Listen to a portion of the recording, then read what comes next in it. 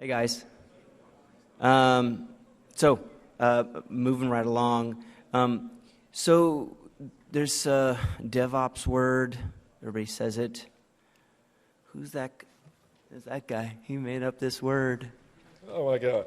It's his fault. Patrick Debois, Andrew Schaefer. They're going to talk about DevOps metrics. It's going to be awesome. Give it up.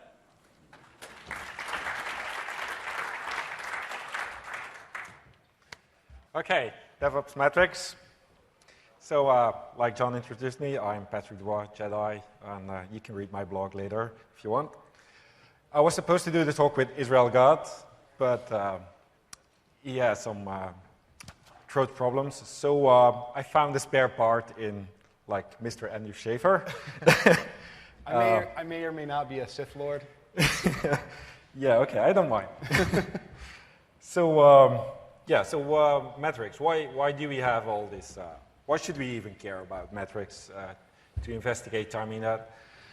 It's basically we want to be informed of all the things that's happening, that we can compare things, like how they are, like in the beginning, after we do things, and so that even compared to other companies and stuff.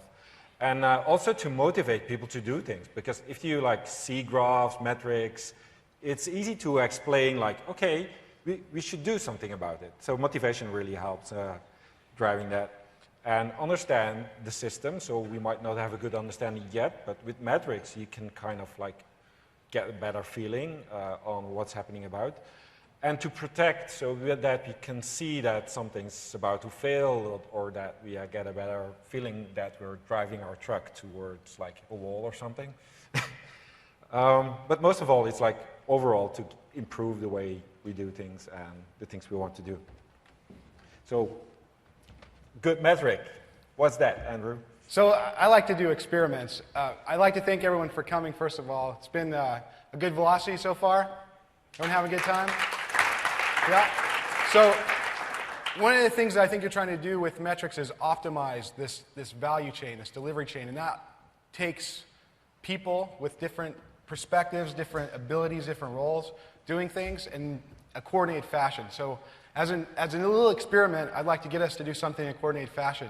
From the front to the very back, which I can barely see, I want to do a wave. Just really fast. Just get the blood going. Okay, ready? In the front, up, back. There we go. Come on. There we go. All right, yeah. All right, let's do 3 of them. All right, now this one, stand up.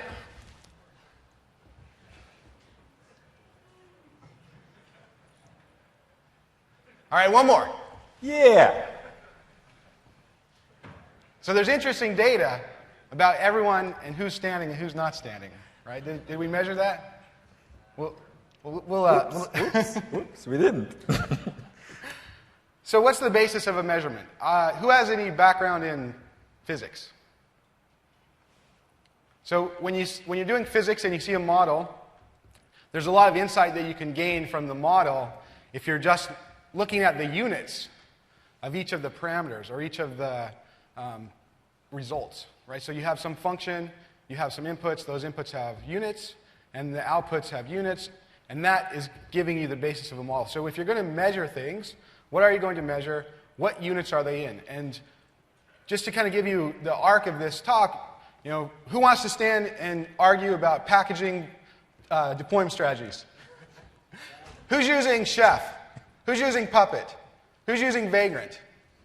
So I kind of take it for granted that treating your infrastructure as code is sort of the table stakes, and that you wouldn't even be here if you weren't trying to work through some of the issues, the legacy of development and operations, and the challenges that their different worldviews create.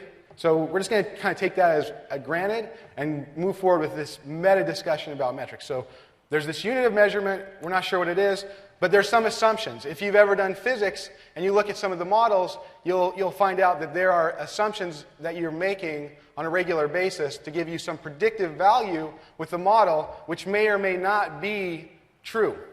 It's truthy for some values, right?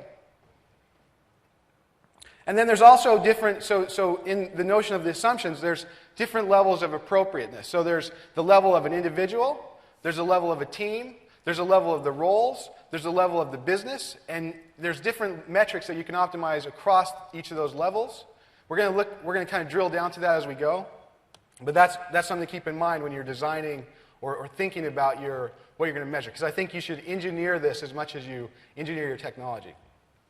And you should know when you're building a model or thinking about the metrics you want to measure, what you are trying to get out of that model. What does that help you predict? What does that help you affect? And going back to the assumptions and the desired trend, there's some time when you should use that model, and maybe just as important, you should know when to not use that model, when those metrics are not helping you. You should also give some thought to the gaming of metrics. Because if you give me an incentive, I'm going to get the high score. I'm going to go for the high score, right? Who's not going to go for the high score? That guy. And, this is more about the context as well, but there's some warnings. It's about the assumptions. This could be gamed in this way, or this could be wrong because of these assumptions. And beware of the metrics. So right now there's this trend to measure everything data, data, data. Data doesn't always give you insight. Data doesn't always give you action. So getting the data is a first step, but until you can make it actionable and make it accessible and make it so everyone understands how you got those numbers, then you're just doing numbers. You're just making data, but you're not necessarily getting benefits.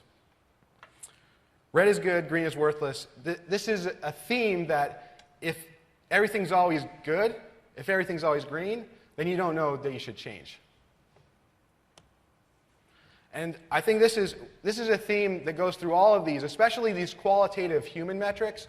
When you're measuring things about a team like velocity, that those metrics are only as good as the trust that the people making estimates, the people doing work, have in each other and in the business, and in both directions. This is one of my favorite quotes of all time. I'll just let you read it. But basically, we are in the position to make lots of measurements. We can do that in ways that can help us, but we can also do that in ways that are naive and lend themselves to behaviors that are undesirable. And who's ever gamed a metric? Yeah, come on, you're all lying. Yeah, so the metric stuff is really something similar for what we're doing with monitoring metrics, and we know John is very keen on explaining all that stuff. So we thought we were borrowing some ideas about that and see how that goes with the whole Devops metrics, what we can learn from monitoring. So in the past, when I started out with the first time I had to do a monitoring implementation, I was so energized to start things monitoring, oh, is the process up? Is the network up? Is all this kind of stuff, it's cool technical stuff.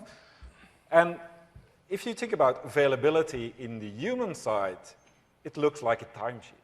Is that guy there? Is he available? So the same thing is with capacity, like memory, network, CPU. When you plan it, is there capacity? Can I employ this guy?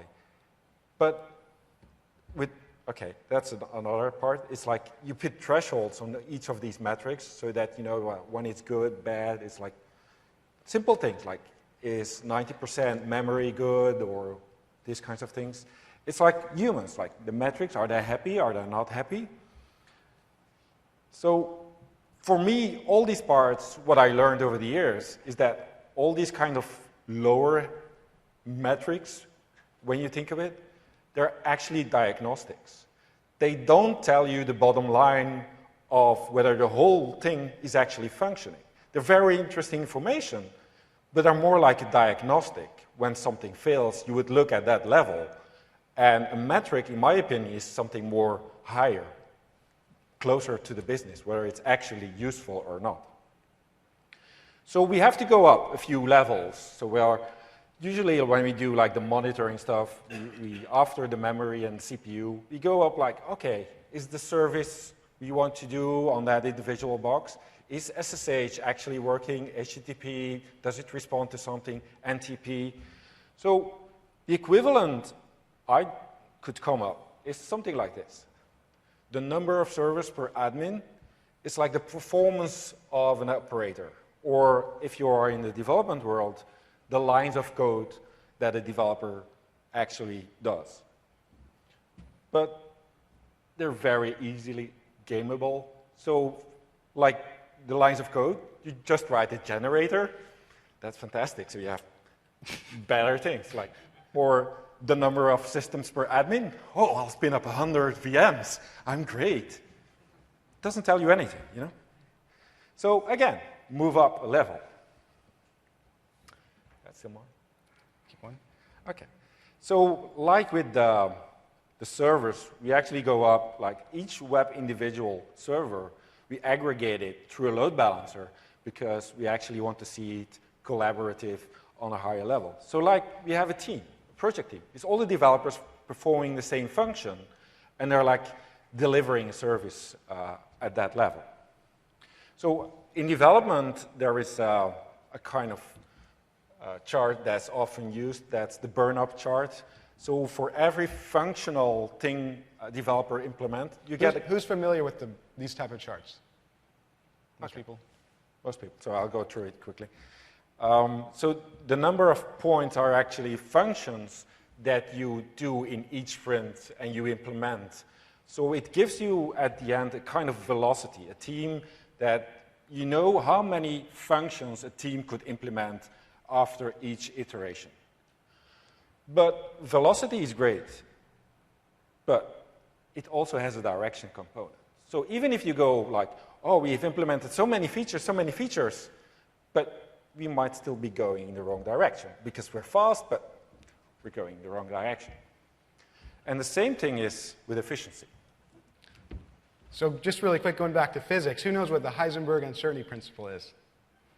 Basically, by making measurements, you also you influence what's happening. And you can only know so much about the position or the velocity at any one time, right? And who's measuring the miles per gallon of their team?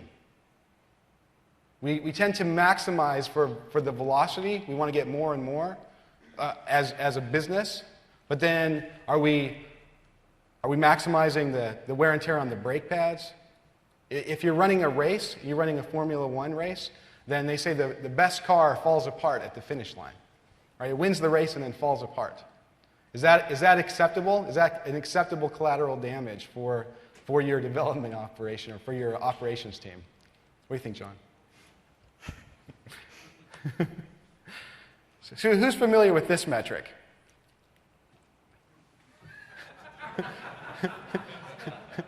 Who measures this? Who keeps track of the lols per minute? So there's a tendency to sometimes measure negative things, but if you are doing a job that you enjoy, then you tend to do it well. Right? This is, who's familiar with Deming and systems thinking and the idea that if you give people tasks that they want to do, they will do them well. If you give people tasks that they don't want to do, then it's you might get the work done because you have this transactional relationship with them, but it's a poor way to lead a revolution, if you will. So if we go up from, we were aggregating across web tier, and at some point you're going to possibly have a multi-tier application, which is also similar to the way that organizations structure development, QA, operations. There's probably some business analysts somewhere. Hopefully you guys make money eventually. We're in Silicon Valley. And I think there's many ways to measure collaboration, but some of them are difficult. And yeah. So to go back from the previous slides, there's like that holy grail number, the number of deploys a day that everybody's talking about. We have to get it higher, higher, higher. Where for me, it was like the number of interactions you have during a party, it doesn't tell you the quality of the party. It's just like you had a lot of interactions, but it doesn't tell you about it. So there was a kind of study, so measuring collaboration is in different levels. So it seems to be that you would start in a company at the level of cooperation, and you would go up through a coordination level, coalition, and collaboration. So the different characteristics would be in cooperation is that you provide information to each other and you start like a formal communication, but you're still like, yeah, I'll talk to him, you know, but you're not pushing on the same side. So you kind of are still each in your own corner. But coordinating is already like more into the collaboration. So you share some information, you have more frequent communication, and you share some of this decision part. But it's still like not fully collaboration. It's only when you start doing like sharing IDs and doing share resources, like bundle up with each other, that you get more in the collaboration field. And also that everybody's kind of equal in a vote when they decide something, whether it's good for the whole team and not only like in each corner of the ecosystem. So when you go to full collaboration, they're like treating it as one system. So that's one of the things the whole DevOps is like, we belong to the one system. We're not like separate, back to back, that we have to talk to each other. We're actually trying to do the same goal and have the same focus. And there's consensus in whatever decide. It's not like, yeah, I'll agree with you, but in my own corner, I'll do something different. So it's getting that consensus on all decisions, what you do.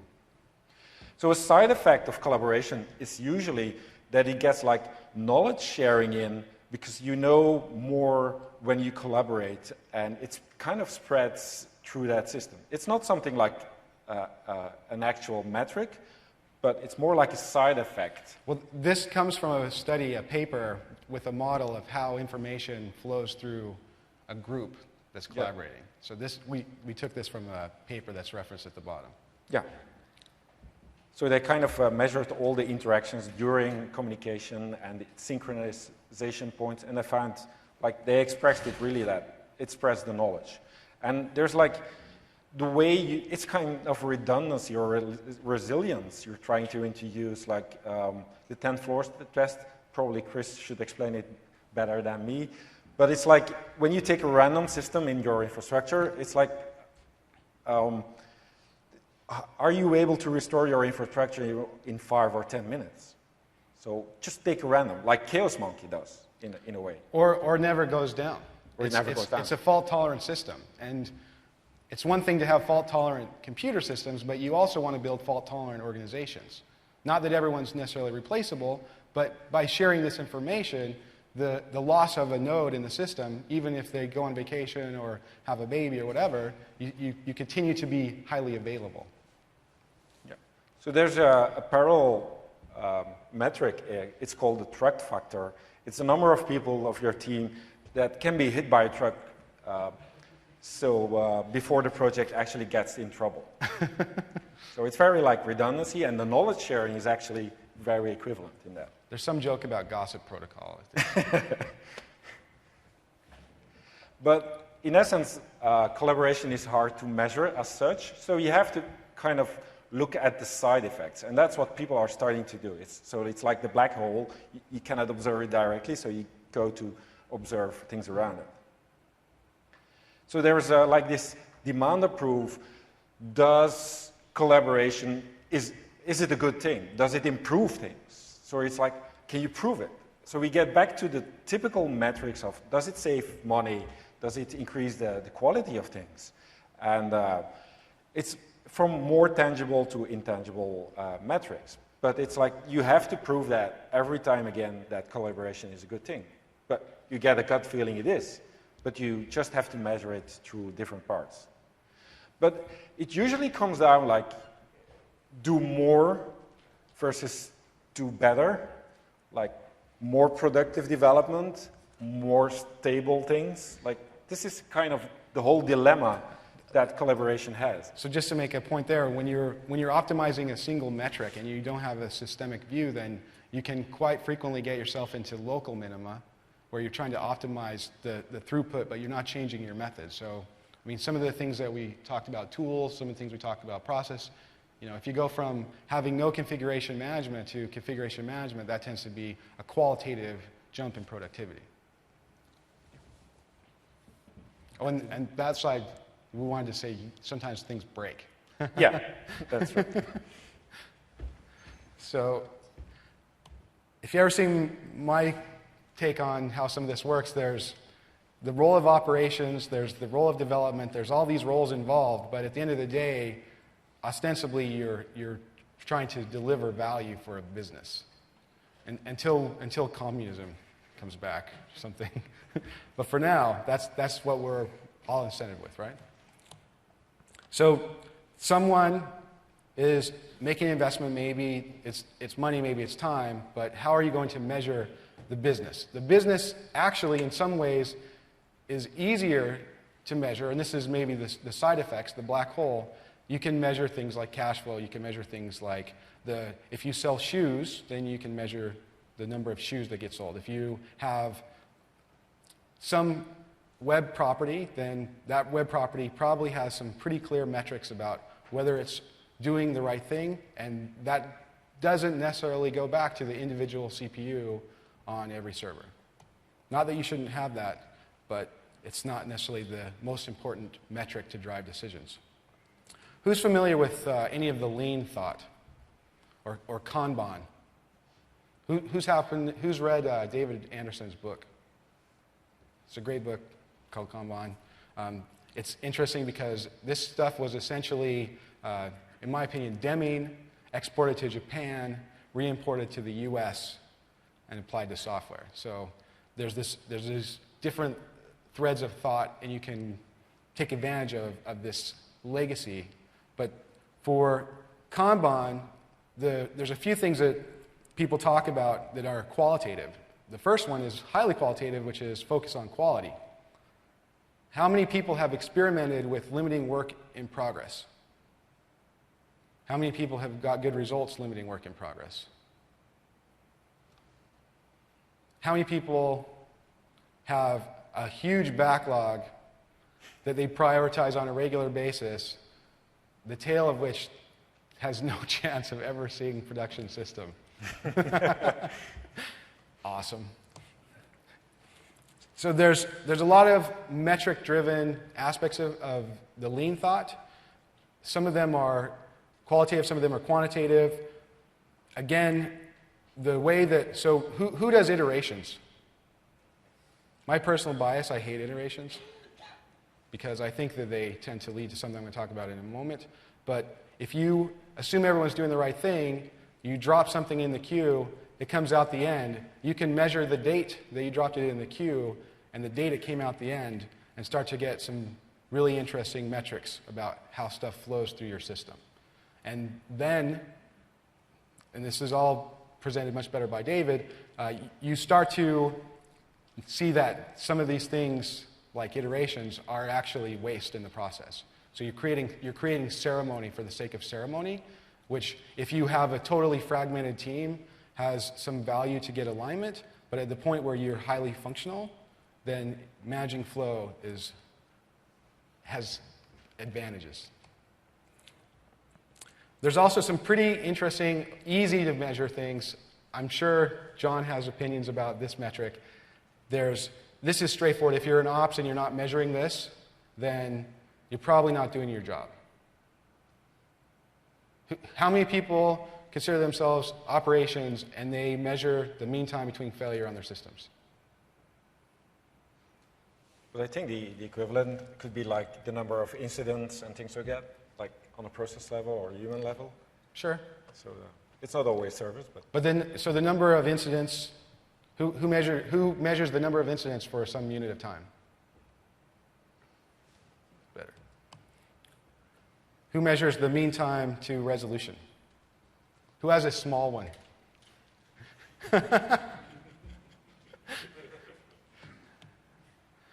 So, this is an interesting topic to myself. I've talked about it a little bit before, but I think this is sometimes difficult to measure directly, but it's also something that can have direct impacts on a lot of these other things we're talking about. So if you have a memory leak, that's a pretty clear technical debt. I think you can also have debts in your process. So the people process can be technical debt. Things that slow you down, right? So who's familiar with the technical debt metaphor? Just out of curiosity, I'm going to ask someone from the audience, what does it mean to you, John?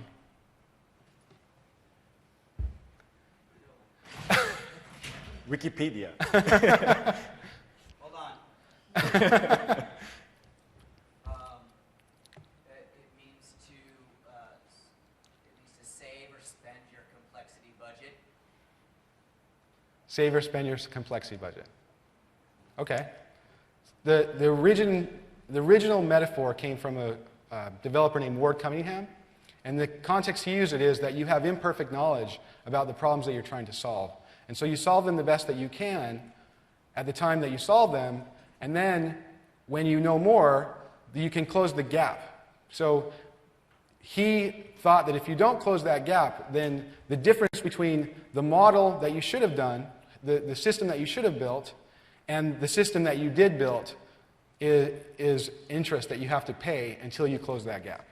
That's the original metaphor. He would never have advocated implementing things poorly, because he's Ward Cunningham. But that's not necessarily. I think we lost a slide, or I wasn't expecting that slide. I was expecting the next slide, but I'll do this one. So if you look at this graph, I'll explain it really fast. You have on the vertical axis the cost of change. On a horizontal axis, you have time. So over time, there's a tendency for systems to become harder and harder to change. People call them legacy systems. I kind of like to think of technical debt as the vendor lock-in to your past. Right? So you made some decisions in the past and you built these big systems, and at some point you might want to change them, but all those decisions have accumulated. And there's maybe some optimal. I mean, this is impossible to measure, right? But there's some difference between what the optimal system that performs the functions that your service does could change in a magical world, and how long it takes you to change it. How many people can change anything they want on their systems anytime? Who continuously deploys the storage array? So there's a lot of discussions about things like continuous deployment. I think that makes sense in a lot of contexts. It doesn't make sense in some other contexts. And there's also this spectrum. I talked about this in the past, but you have this spectrum of criticality. If your web service happens to exchange messages or pictures of cats with funny sayings, then the liberties you can take with change management are different than if you will kill people when you make mistakes. Right? So there's also there's some other axes that we're not showing here. So this is the slide I was going to get into, which I false started on. But you basically have this newer definition of technical debt, this accepted definition of technical debt, which is all the dumb shit we did that we knew was bad. How many people have made changes to systems thinking, wow, this is a really bad idea? I feel like as a developer, as an operations person, working every single second of every single day, you're kind of forced to make a trade-off between doing the right thing and doing something right now. And where you as an organization tend to make that decision will have consequences down the line. So there's some strategic ways to apply debt. I'm not sure that I want to buy everything on credit cards, but I do like the fact that I can own a house with a mortgage, right? So, and then I bought a car with maybe more money than I would have otherwise, right? Who has a mortgage? Remember, you're doing this for a business. We got to make some money. So to do things for the business, there tends to be pressure to make changes.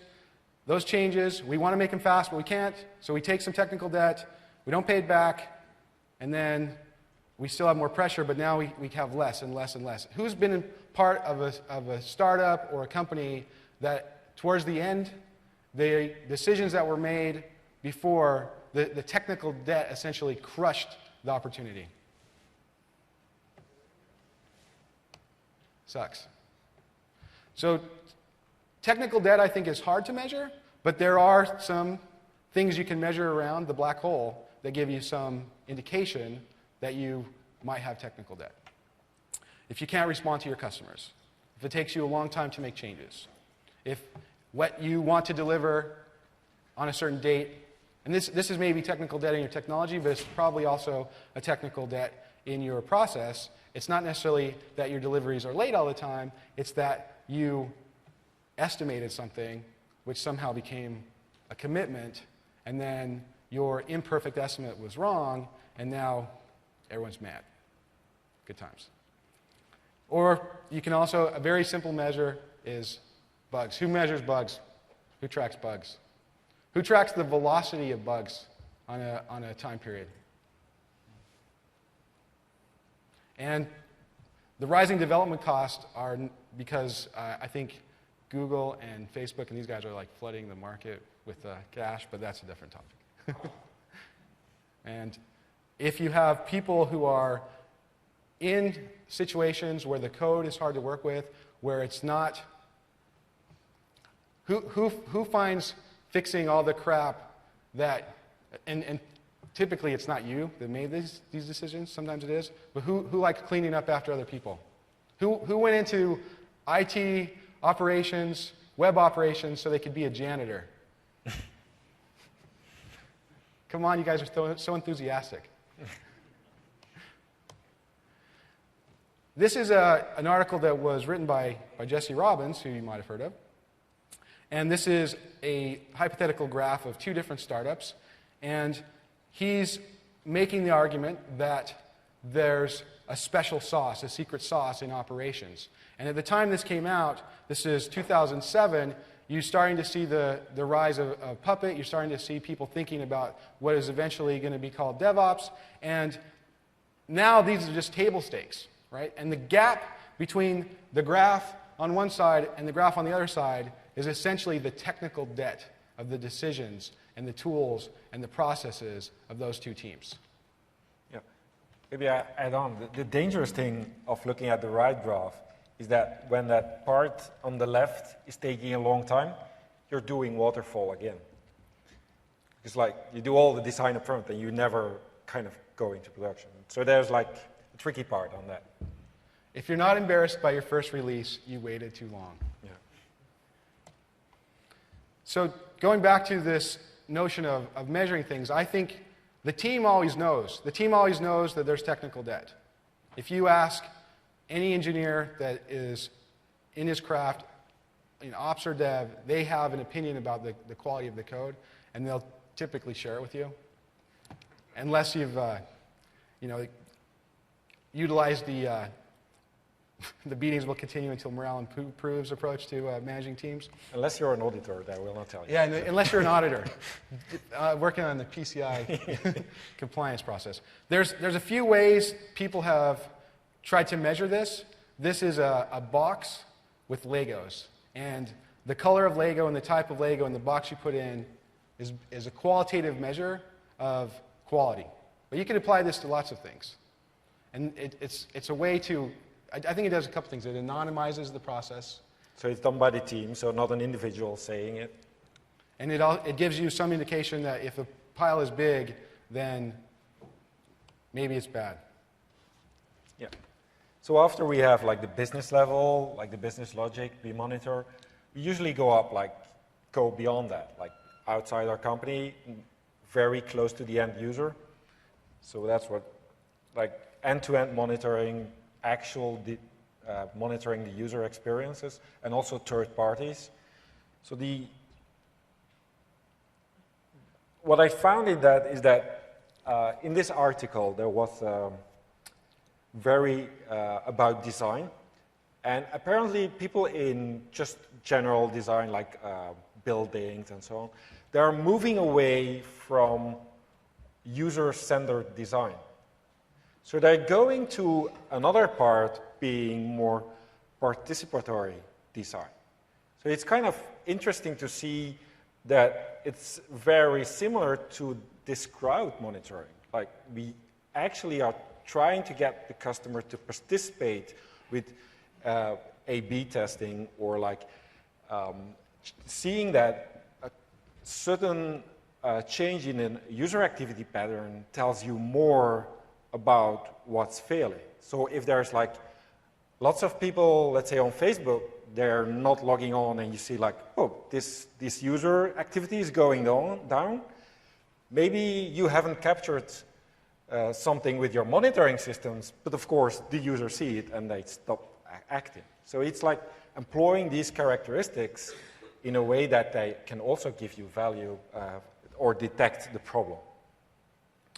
And so, in my opinion, the whole thing about automation is moving away less from the actual implementation in product, or less on the right where you have traditional engineering, but the time automation frees up is to go more in the beginning of the stream. So even before the development, get all the people that are needed to do the job, get them in the design phase. So maybe it feels wrong, or it feels strange as an engineer to be more exploratory about all the options you have. So actually, like being a creative designer about thinking about your problem. I think it's also important to point out here that the user might be customer, but in the context of operations, the user might be some developers in your organization. Yeah. So this book is about, again, design in general, and it's like very strange. Over time, it seems like design that it is given, it's been seen like it's a special gift to design things. Like we have a painter and we see him like, oh, he's a cool designer or a graphic designer. But it used to be more like in a few hundred years ago, more like a collective or shared ability to create things for a culture, so that it's not one rock star who does it. And I think it's the same now in operations or in development, that you do this as a collective effort to drive the design in the beginning of the process, and not just at the end wait, or like waiting for one superstar to tell you what to do in your environment. By collaborating, you get this design ability back, in my opinion. So very similar to sharing things, it's not only designing, but the fact that you're sharing, you're opening up, like open innovation, Wikipedia, open source, open infrastructures. It's like getting the word out, because they give you feedback. It goes outside your company, like you're co-designing, you're working on the same stuff. I see a tendency of even large companies open source tools they have internally, because they can get the feedback and they get more use cases and more robustness in their tools. So I think that's very similar to opening up in the design phase. And in generic, the same study talks about that what makes the difference between a novice and an expert. And not related to monitoring, not related to IT, it seems like the novice guy seems to go for a very deep approach, very vertical oriented, because his focus is not that broad already. So like in the beginning, we focus a single monitoring. We try to see what's happening there. But an expert, he sees the system as a whole. So it might go still deep if he's uncertain, but it's more like a probing way that he explores the different things. So it's regardless whether you're in IT or not, it's like you need to broaden up if you're designing from the beginning. So it's, because it's actually continuous evolution, so whatever like technical debt, you don't know, you get new insights on what the things you do. It's like the problem space will also evolve. When you solve something, you learn something new, you get a better solution, then you start seeing the problem different. So it's that whole motion of evolving the way you do things. So there's, on hindsight, things could seem bad, but it was the best thing you could have done at that moment. So you have to see it like that. Everybody tries to solve, everybody's good in that way. Be here now. Be here now. So the last thing I want to do is tell you guys, go home, measure this, that, and the other, and magic, rainbows, and unicorns will fix every problem that you have. I firmly believe that... You should have mentioned that up front so they didn't have to listen. I believe that smart people solve problems. I believe that you also have context and inertia in what you're dealing with. Who's familiar with this 2x2 matrix? Who believes that every problem can be solved with a 2x2 matrix? So this is Schneider's model, which I was first introduced to by Israel. And it's essentially a model of culture where you have collaboration kind of at odds with competence. And the examples that are given are sort of, commune versus university. And then command and control is the canonical example is something like the military, and cultivation is something like a monastery. And clearly, the model I built in my head now is sort of like a four-force orb yin-yang, because none of these things work without aspects of the other, right? If you have a collaboration culture, but you're totally incompetent, then you can collaborate all day, and you're not going to get anything working, right? So the point that Israel made when he first introduced this to me is that if you are in a culture that's command and control, then you may be able to move to one of the adjacent cultures, but it's very difficult to make a change to the diagonal culture. So that's a context that you might want to keep in mind. And then there's another 2x2 matrix, which I was introduced by Lloyd Taylor, which is a great talk he gave on hacking your organization, where he talks about different types of cultures being network versus sociable. And on one hand, you have something like a fragmented culture, which is basically all over the place, and then you have communal cultures, and he gave examples about, he has a whole taxonomy that he builds up, which is, it's a great talk, you guys can watch this recorded. For mercenary, he gave the example of Oracle. That's one I remember for sure. But you basically have this, now you have this hypercube, 4 dimensions, and I don't know about you, but I kind of think of a fragmented command and control as a special kind of hell I never want to live in. And I personally tend to gravitate my own personal understanding of what it means to build a tribe, what it means to build a team, towards a communal, collaborative culture. That's what I want to see in the people I work with. That's what I want to see. But that's not always, in the context of some organizations, that's not always an easy transition. And you may need to hack your organization to affect change. So what I would encourage people to do is, and I'm assuming everyone in this audience is a smart person and on the fat part of the power law curve because they came to Velocity, go home, think about your situation, think about what you're measuring now, think about what you want to affect, and come up with some strategies to take that forward. So just really quick, there's ways to measure things that don't help you. You want to have understanding. You don't necessarily want to have a lot of data. You can be overwhelmed by your own data. If you set up incentives and behaviors in the wrong way, you're going to get behaviors you don't want. And that's not necessarily the fault of the people who are doing what you didn't want. You basically told them to do that. And at the end of the day, you have to avoid technical debt because it will crush you. You'll be crushed by your own bad decisions. So, do it for the love. Any questions?